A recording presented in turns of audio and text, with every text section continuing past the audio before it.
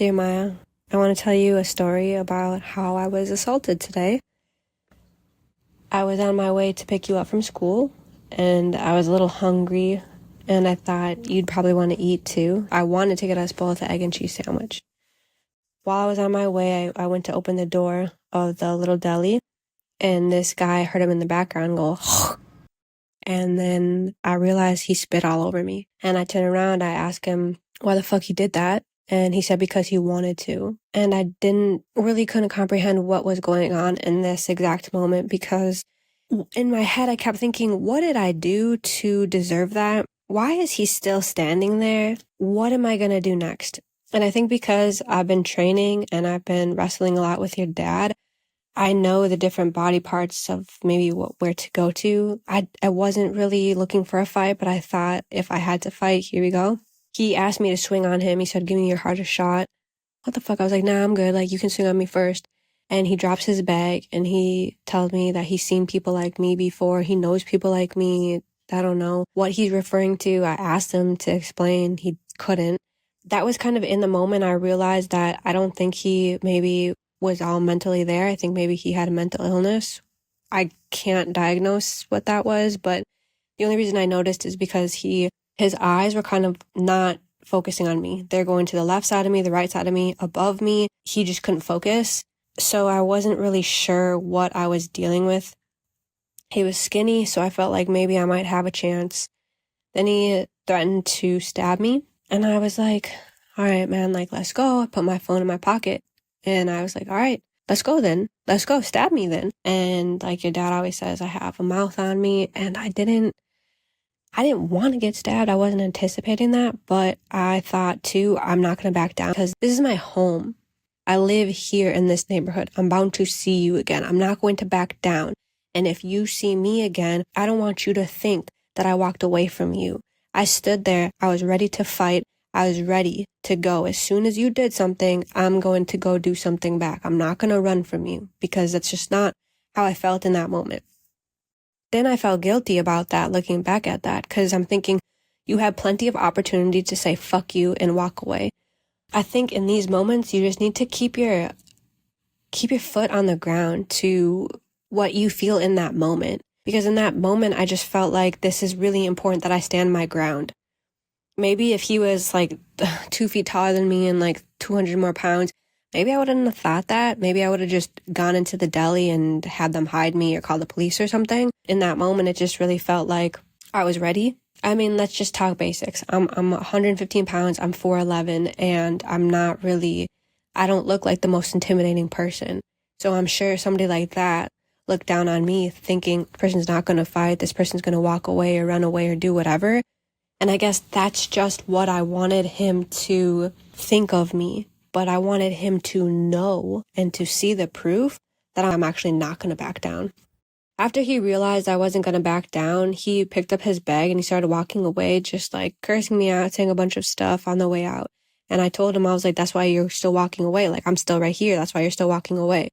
Because at that point, I felt like I had the upper hand. Once again, should I have said that? Probably not.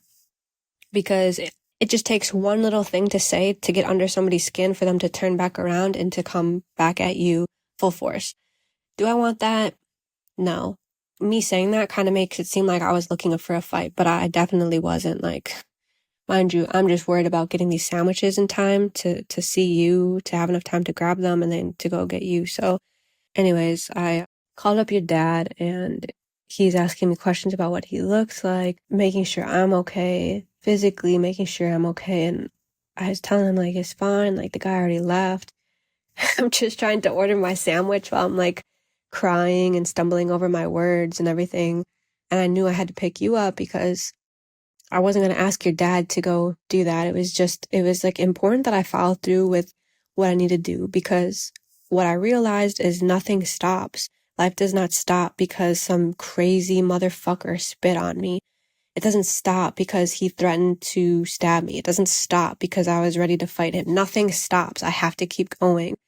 And that's kind of, I guess, what got me through to get you, then to get home. Once I felt like I was in a safe place, I felt like I really needed to I don't know, still be outside, kind of looking for him. It was a weird, eerie feeling. I had to go outside to get some disinfectant spray and or wipes, and then I realized I'm gonna treat myself and get a little Reese's bar, and that was nice and everything. But once I got back home, one of my good friends messaged me, and she planned out this really great day that we're gonna do on Saturday, and I was really excited, and it made me kind of tear up because I just needed somebody in that moment. I just needed somebody to just message me and be there for me. I just needed to hear comforting things, kind of, and that was so comforting to me. Somebody just looking out for me and saying like, hey, like, I got this plan, like, let's go do this. That was really nice. So I'm kind of feeling it all over again, just the like sadness of it, because on my way to get you, I was thinking like about how much I love New York City, about how I really enjoy that I don't really know anybody from my past here. I really love being able to just be free and move around and be myself and just be able to not worry about who I used to be. If that makes any sense, that's kind of what was going through my mind earlier. Then some things like this happen and it kind of throws you off balance and you just wonder why, but you're not going to have the answer to that question. I think he thought I got maybe too close to him while I was opening a door. I mean, he never told me why he did it, nor is that going to solve how I feel because the why doesn't really matter. I'm still going to feel sad. I'm still going to feel angry. I'm still going to be paranoid. The thing that I need to just recognize is kind of just like get this whole thing off my chest, which I feel like I'm kind of doing right now, just voicing it out, repeating it, getting it off my chest, and get back to work, get back to what I wanted to do. I just say that I'm really proud of myself for sticking to my guns, even though I'm grateful that I called his bluff. Obviously, I'm not trying to get into a fight. I was really focused on him, his eyes, where his hands were. But I think that if I wasn't doing a martial arts right now, that I wouldn't have known what to do. I think having that bit of training, getting you ready for scenarios, even just wrestling with your dad, knowing like where to go and where, like looking at people's weaknesses, thinking of how you're going to get somebody to the ground or whatever it is, that knowing self as well is really important because I know what my strengths are and my weaknesses are as far as fighting. I know what positions to be in when I feel like I can't breathe or I feel like I'm choking or I feel like I know when I have to tap out and I know when I have to put in like way more power and way more force.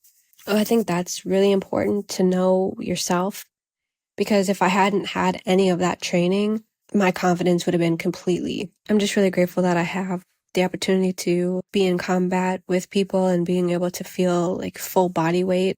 So you kind of aren't afraid when you do get in those scenarios to feel what force feels like, to understand what pain feels like.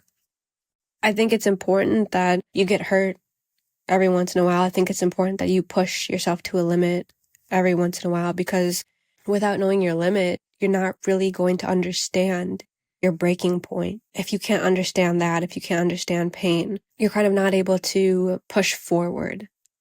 You're not going to be able to know when you need to kind of summons this huge amount of energy to get back up. I think I just kind of want to end this by saying, be aware of your surroundings. Like we always practice, keep your head up. I was kind of raised to be a little bit more paranoid. And then I think I was raised to be like a little bit more paranoid than the average Joe. So I try to make sure that my head's always on a swivel and I make sure I know where my exits are and my plans are as far as needing to leave right away or needing to hide. It's just kind of always been embedded in my head. I think practice makes patience. Practice gives you time in your head to understand what is happening in that moment and to be specifically in that moment. When you're prepared, it's so much better and so much easier. Something's going to catch you off guard, but if you are going to class and you're preparing for attacks, it's weird to even say that because you don't really want it. You don't like think, oh, I should take like martial arts or self-defense or whatever to like prepare for attacks, but you're not above that. You're not a god or a goddess who's able to just kind of like get away from those things. They do happen. They do happen to the best of us. Practice makes patience. Practice makes purpose. practice also creates muscle memory. And I think that's the most important thing here.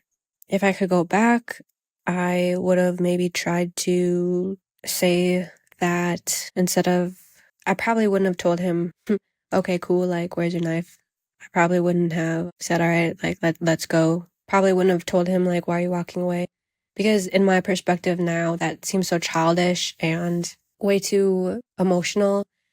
Obviously, I was, like, emotionally charged, but it's just kind of unnecessary. I don't need to be emotionally charged in those moments. How do you not be emotionally charged, though, you know? I think I'm still going back and forth with this a little bit. Even though it happened today, I still think that I'm trying to work through this on my own pace, but I don't want to hold on to this. I don't want to bring this into my tomorrow. I want to be able to say this emotion, this feeling like stopped here.